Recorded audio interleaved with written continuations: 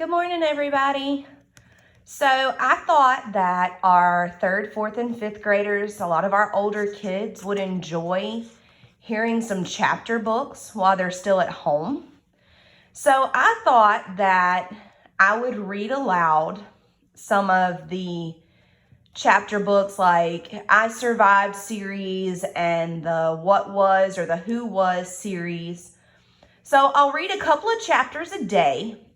And I was going to start with the book of What Was Pearl Harbor. I know that my fifth grade kiddos love these type books.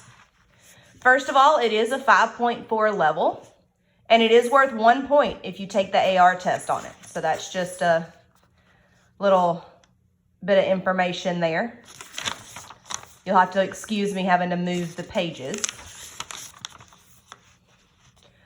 What was Pearl Harbor?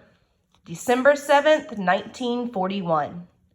It was another bright and beautiful Sunday at Pearl Harbor. Nearly every day was lovely on the Hawaiian island of Oahu. In 1941, Pearl Harbor was home to a giant military base. Altogether, 18,000 U.S. Navy and U.S. Army men were based there. More than 100 warships docked at the harbor. The fleet included 8 massive battleships, armored and armed to the hilt. Most of them stretched the length of 2 football fields. There were airfields scattered around the island too, filled with hundreds of American warplanes. The American sailors and airmen were training hard in case the United States joined World War II. And there's the picture. The war, however, seemed far away. All the fighting was in Europe and Africa. The only threat in the Pacific was from Japan. Lately, tensions had grown between Japan and America, but peace talks were underway. So on this December morning, the men at Pearl Harbor were thinking about their Sunday plans, not war. At 7:55 a.m., sailors on every ship were getting ready to raise the flag.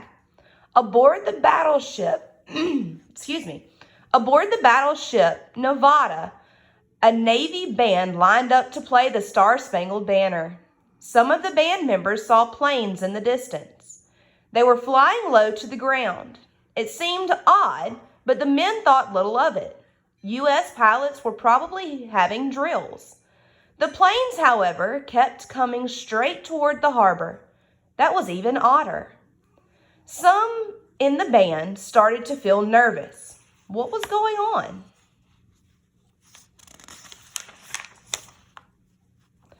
Then, just as the band began to play, fighter planes flew directly over the harbor, and they started dropping bombs.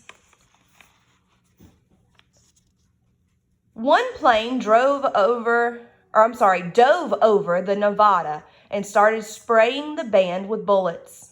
The band saw a red sun on its wings, the symbol of Japan. All doubts vanished. This was a Japanese attack. For just a moment, the players lost the beat, but they refused to stop in the middle of their national anthem. They played till the end, then raced for cover. Amazingly, no bullets hit them. Thousands of others were not so lucky. All around the Nevada, American sailors were dying as battleships exploded. The Japanese were hammering Pearl Harbor in an air attack. They had caught the United States by complete surprise. By the time the attack ended, a couple of hours later, 2,402 Americans were dead. The events of that day plunged the United States into World War II, a war that would not end until the summer of 1945.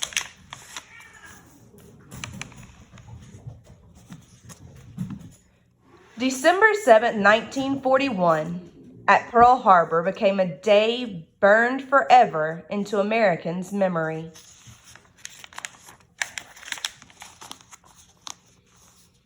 Pearl Harbor is on the island of Oahu, Hawaii. At the time of the attack, Hawaii was a U.S. territory. It would become the 15th U.S. state in 1959.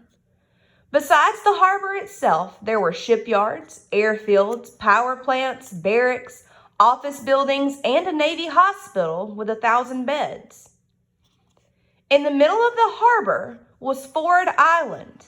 7 battleships, the pride of the U.S. Pacific Fleet, were anchored together on the eastern side of the island, lined up neatly in what was called Battleship Row.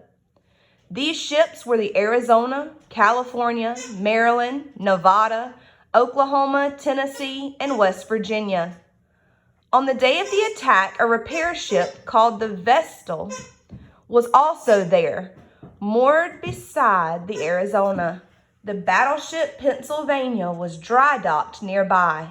Battleship Row was the prime target of Japanese torpedo pilots.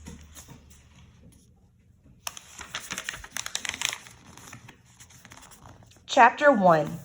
Becoming Enemies. While bombs fell on Pearl Harbor, one seaman exclaimed, "I didn't even know the Japanese were sore at us." Until the attack, many Americans had not realized that Japan and America were becoming bitter enemies.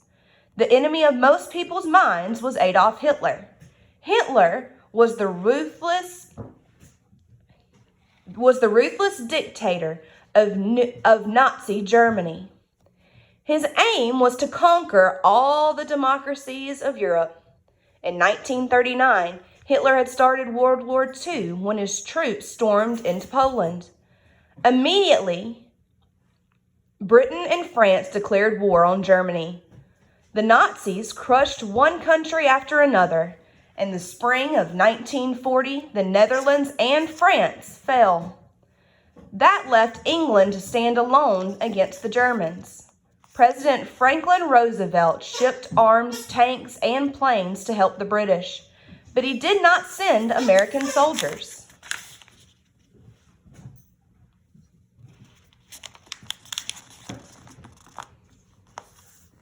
Franklin Delano Roosevelt, 1882 to 1945. U.S. President Franklin Roosevelt led America through 2 deeply trying times, the Great Depression and World War II. Roosevelt was born in Hyde Park, New York in 1882. He came from a rich family and wanted to devote his life to public service. At just 28, he won a seat in the U.S. Senate, and during World War I, he served as Assistant Secretary of the Navy. In 1921, tragedy struck. Roosevelt fell ill with polio. It crippled his legs and left him unable to walk. Few people thought he could stay in politics, but Roosevelt fought back with the help of his wife, Eleanor. He was governor of New York from 1929 to 1932. Roosevelt was first elected president in 1932. The country was in the grip of the Great Depression, which had left millions of Americans jobless. An inspiring speaker, Roosevelt told Americans that the only thing we have to fear is fear itself. He created job programs that in time helped America get back on its feet. Roosevelt was elected president 3 more times in 1936, 1940, and 1944. Because of the 1951 change in the Constitution, now no one can be elected president for more than 2 terms. When Roosevelt began his 3rd term, World War II was already raging in Europe. At first, Roosevelt promised to keep America out of the war. After the Pearl Harbor attack, however, that changed.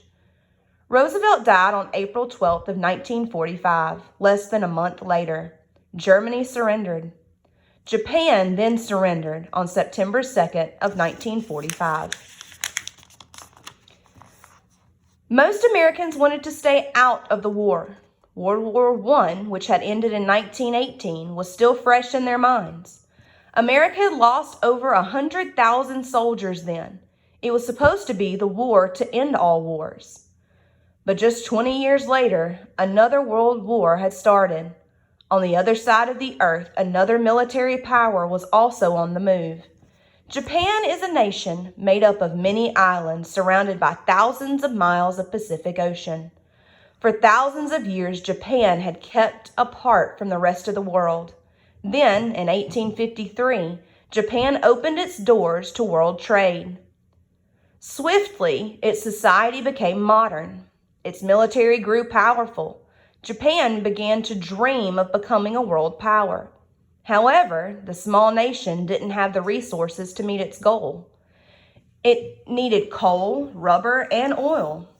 In the 1930s, Japan set out to get these resources by conquering its neighbors in Asia and the Pacific.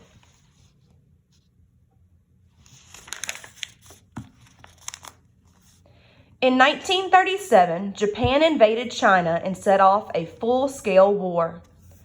By 1940, Japan was ready to seize land in the South Pacific, including present-day Indonesia, Malaysia, Vietnam, Cambodia, and the Philippines. Back then, European countries ruled most of these lands, but they were caught up in the war with Hitler. Only one power stood in Japan's way, the United States. In June of 1940, Japan boldly invaded French Indochina, present-day Vietnam and Cambodia. Roosevelt took action. He moved the U.S. Pacific Fleet from California to Pearl Harbor in Hawaii. Now a powerful U.S. force stood guard in the Pacific against further Japanese advances.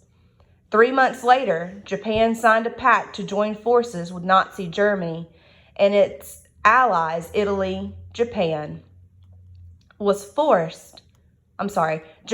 sending a clear message to the United States. Back off. Throughout 1941, messages went back and forth between America and the military leaders in control of Japan. America insisted that Japan withdraw from Indochina and stop its takeovers. Japan insisted that the United States should mind its own business. Japan was free to do what it wanted. By summer, President Roosevelt slapped a trade embargo on Japan. This meant that Japan could no longer get U.S. oil. For Japan, this was grime indeed.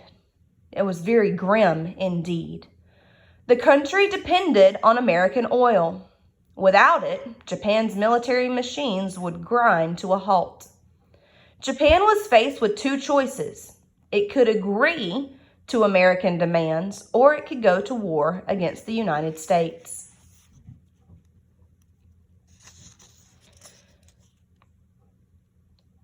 Emperor Hirohito, 1901 to 1989. In 1941, Hirohito was Emperor of Japan. Emperor makes it sound as if he was powerful. However, the government was actually run by military chiefs and the Prime Minister. Hirohito wanted to keep peace with the United States. In the end, however, he approved the attack on Pearl Harbor. 4 years later, in 1945, Hirohito went on the radio to broadcast Japan's surrender. It was the first time his people had ever heard his voice. He died in 1989 after a 62-year reign. We're going to stop after that today, guys. I will start on chapter 2 tomorrow. Have a good day.